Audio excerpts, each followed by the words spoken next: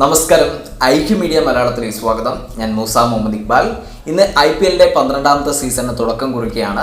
വലിയ തോതിലുള്ള ആഘോഷങ്ങളും കാര്യങ്ങളൊന്നും IPLന്റെ 12ാമത്തെ സീസണിന് ഭാഗമായിട്ട് നടക്കുന്നില്ല. കാരണം പുൽവാമ ഭീകരാക്രമണത്തിൻ്റെ ഒരു പശ്ചാത്തലത്തിൽ ഇത്തരത്തിലുള്ള ആഘോഷങ്ങളും കാര്യങ്ങളൊന്നും വേണ്ടാന്ന് വെച്ചിരിക്കുകയാണ്. പക്ഷേ ഇന്ന് നടക്കാൻ പോകുന്ന മത്സരം ചെന്നൈ സൂപ്പർ കിങ്സും അതുപോലെ തന്നെ റോയൽ ചലഞ്ചേഴ്സ് ബാംഗ്ലൂരും തമ്മിലാണ്. ഇത് തന്നെയാണ് ഇന്നത്തെ ഏറ്റവും വലിയൊരു ആഘോഷമായിട്ട് കണക്കാക്കപ്പെടുന്നത്. ഇന്ത്യയുടെ മുൻ നായകനും അതുപോലെ തന്നെ ഇന്ത്യയുടെ ഇന്നത്തെ നായകനുമായിട്ടുള്ള ഒരു മത്സരവുമായിട്ട് ഇതിനെ കണക്കാക്കപ്പെടുന്നു. അതായത് നമ്മുടെ ധോണിയും അതുപോലെ തന്നെ വിരാട് കോഹ്ലിയും തമ്മിലുള്ള ഒരു മത്സരം കൂടിയായിട്ട് ഇതിനെ കണക്കാക്കുന്നു. അതായത് ഫാൻസിൻ്റെ ഇടയിലാണ് അത്തരത്തിലുള്ള ഒരു വിലയിരുത്തലും കാര്യങ്ങളൊക്കെ. ആ രീതിയിൽ ഈ ഒരു മത്സരം വളരെയധികം വീക്ഷിക്കപ്പെടുന്ന ഒരു മത്സരമാണ്. ഇപ്പോൾ ഞാൻ ഇന്ന് സംസാരിക്കാൻ പോകുന്നത് IPLനെ കുറിച്ചാണ്. ഇനി തുടർന്നുള്ള എപ്പിസോഡിലും നമ്മൾ IPLനെ കുറിച്ചുള്ള കാര്യങ്ങളൊക്കെ സംസാരിക്കുന്നതായിരിക്കും. എല്ലാ ദിവസവും ഓരോ ദിവസത്തെ IPL ചാർട്ടിനെ കുറിച്ചും അന്നത്തെ കളിയെ വിലയിരുത്തിക്കൊണ്ടുള്ള ഒരു വീഡിയോ നമ്മൾ തയ്യാറാക്കാൻ ശ്രമിക്കുന്നതായിരിക്കും. അത് നിങ്ങൾക്ക് ഇൻട്രസ്റ്റിംഗ് ആയിട്ടുള്ള ഒരു ടോപ്പിക് ആയിരിക്കും എന്ന് ഞാൻ വിശ്വസിക്കുന്നു.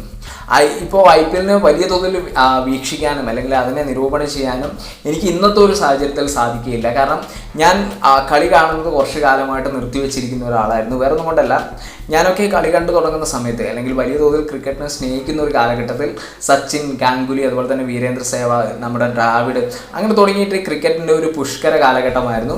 വലിയ തോതിൽ ആഘോഷിക്കപ്പെടുന്ന അല്ലെങ്കിൽ നമ്മൾ വളരെ എക്സൈറ്റിങ്ങോടെ കണ്ടിരുന്ന ഒരു കാലഘട്ടം ഉണ്ടായിരുന്നു. ആ കാലഘട്ടം പെട്ടെന്നൊന്ന് അവസാനിച്ചതുപോലെ തോന്നി. കാരണം നമ്മുടെ സച്ചിൻ വിരമിക്കുന്നു, ദ്രാവിഡ് വിരമിക്കുന്നു, സേവാഗ് വിരമിക്കുന്നു, അങ്ങനെ തുടങ്ങിയിട്ട് നമ്മൾ ഇഷ്ടപ്പെടുന്ന താരങ്ങളൊക്കെ വിരമിച്ചപ്പോൾ വലിയ തോതിലൊരു സങ്കടവും കാര്യങ്ങളൊക്കെ തോന്നി.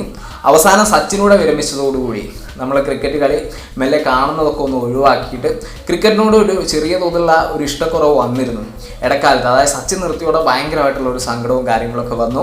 പിന്നെ എൻ്റെ ഒരു ഫേവറേറ്റ് ടീം എന്ന് പറയുന്നത് ഓസ്ട്രേലിയ ആയിരുന്നു. ഓസ്ട്രേലിയ ഇപ്പോൾ നോക്കുകയാണെങ്കിൽ ഗിൽക്രിസ്റ്റ്, അതുപോലെ തന്നെ നമ്മുടെ മാത്യു ഹൈഡൻ, പിന്നെ നോക്കുകയാണെങ്കിൽ റിക്കി പോണ്ടിങ് എൻ്റെ എക്കാലത്തെയും ഫേവറേറ്റ് ആയിട്ടുള്ള ഒരു ബാറ്റ്സ്മാനാണ്. അദ്ദേഹത്തെ എനിക്ക് ഭയങ്കര ഇഷ്ടമാണ്. ഞാൻ അദ്ദേഹത്തിൻ്റെ ഒരു കട്ട ഫാനാണ്. അദ്ദേഹം ഇത്തവണ ഡൽഹി ഡെയർഡെവിൾസിൻ്റെ കോച്ചായിട്ടുണ്ട്. അത് വലിയ സന്തോഷം നൽകുന്ന ഒരു കാര്യമാണ്. തീർച്ചയായിട്ടും എനിക്ക് ഡൽഹിയോട് തീർച്ചയായിട്ടും ഒരു ഇഷ്ടമുണ്ട്. കാരണം എൻ്റെ ഏറ്റവും ഫേവറേറ്റ് ആയിട്ടുള്ള താരം അതായത് റിക്കി പോണ്ടിങ് ഇത്തവണ കോച്ചായിട്ട് നിൽക്കുന്നത് ഡൽഹി ഡെയർഡെവിൾസിൻ്റെ കൂടെയാണ്. അങ്ങനെ നോക്കുമ്പോൾ ഈ IPL കാണാൻ കുറേ അധികം എക്സൈറ്റിംഗ് ആയിട്ടുള്ള കാര്യങ്ങൾ എൻ്റെ മുന്നിലുണ്ട്. അതുകൊണ്ട് തന്നെയാണ് IPLനെ കുറിച്ചുള്ള വിലയിരുത്തലും കാര്യങ്ങളൊക്കെ ആയിട്ട് വരുന്നത്. ഇന്നത്തെ ഒരു മത്സരം നമ്മൾ നോക്കുകയാണെങ്കിൽ ചെന്നൈയും അതുപോലെ തന്നെ ബാംഗ്ലൂരുമായിട്ടുള്ള മത്സരം നോക്കുകയാണെങ്കിൽ ഇന്ന് ഏറ്റവും കൂടുതൽ സാധ്യത കൽപ്പിക്കപ്പെടുന്നത് തീർച്ചയായിട്ടും ചെന്നൈക്ക് തന്നെയാണ്. ചെന്നൈയെ സംബന്ധിച്ചിടത്തോളം കഴിഞ്ഞ കുറേ നാളായിട്ട് അവരുടെ ഒരു വിജയഗാഥ തുടർന്നുകൊണ്ടിരിക്കുകയാണ്. അതായത് അവർ കഴിഞ്ഞ വർഷത്തെ സീസണിലെ വിജയികളാണ്. അതുതന്നെയാണ് അവരുടെ ഏറ്റവും വലിയൊരു പോസിറ്റീവായിട്ടുള്ള ഘടകം. ഇവർ പോസിറ്റീവായിട്ടായിരിക്കും ഈ കളിയെ അപ്രോച്ച് ചെയ്യുന്നത്. അതുപോലെ തന്നെ വളരെ കോൺഫിഡൻ്റ് ആയിട്ട് ഇവർക്ക് ഈ കളിയെ അപ്രോച്ച് ചെയ്യാൻ സാധിക്കുകയും ചെയ്യും. പിന്നെ ഇവിടെ നിൽക്കുന്നത് ധോണി എന്ന് പറയുന്ന ക്യാപ്റ്റനാണ്.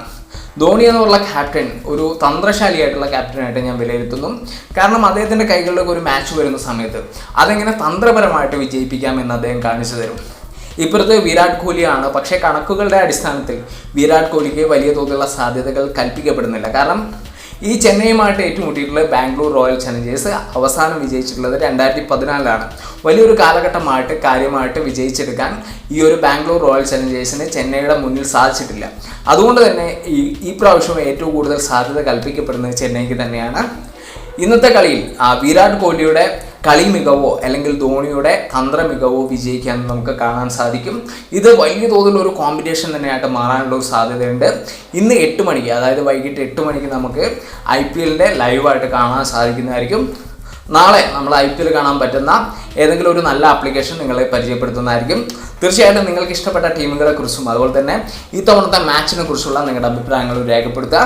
വീഡിയോ ഇഷ്ടമായെങ്കിൽ ലൈക്ക് ചെയ്യുക, നിങ്ങളുടെ അഭിപ്രായങ്ങൾ കമൻറ്റ് ചെയ്യുക. നമ്മുടെ ചാനൽ ഇഷ്ടമാണെങ്കിൽ ദയവായി സബ്സ്ക്രൈബ് ചെയ്യുക. അതോടൊപ്പം തന്നെ ബെൽ ബട്ടൺ എനാബിൾ ചെയ്ത് നോട്ടിഫിക്കേഷൻ ലഭ്യമാക്കാൻ ശ്രമിക്കുക. Okay, by.